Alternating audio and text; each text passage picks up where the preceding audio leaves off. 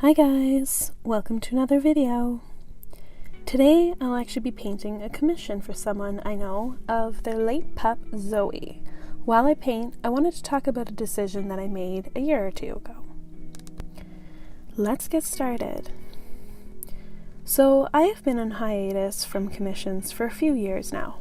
Well, not complete and total hiatus, but for the most part my commission queue was closed. For those who have been following me for a few years on social media, you may remember that I used to do a lot of commissions, especially pet portraits. While I was in university, it was a great way for me to bring in some extra income, and if you ever went to college or university, you know how much of a luxury this is. So I would take them now and then, but eventually my to-do list got pretty overwhelming, and the commissions were the only type of art that I was doing. Yes, I know I shouldn't be complaining about this, but it got to the point where I wasn't painting anything that I wanted. It was all purely work.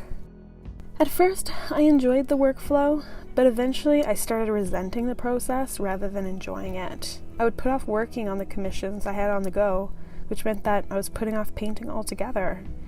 Naturally, the experience kind of soured a bit. I grit my teeth and powered through my stack of commissions before deciding to take a break. Ultimately, the reason why I took a break from commissions, specifically pet portraits, because that's what I was doing for the majority of them, but was because my heart wasn't in it anymore. This meant that I wasn't happy with the quality of the work that I was producing, and it seemed to lack soul. Taking commissions to paint pets is not something I take lightly. Most of these paintings serve as memorials for owners of pets who have passed. And as someone who has been surrounded by pets and animals all my life, I know the pain of losing them. I also know the joy and light that they bring to our lives. I'm very flattered when someone would like me to paint a memory of their pet, and I don't feel right giving them something that doesn't contain 100% of my heart, energy, and attention, because to me, that's what they deserve. So I took a break. I burnt out, and thankfully I recognize this.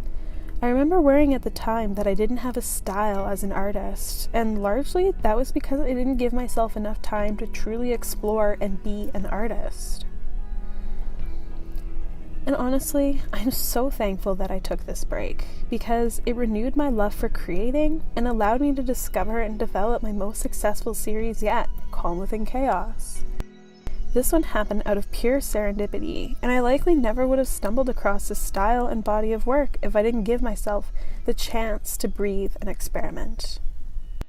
This was all such a great reminder for me of how important it is to paint and create what you love, and to experiment.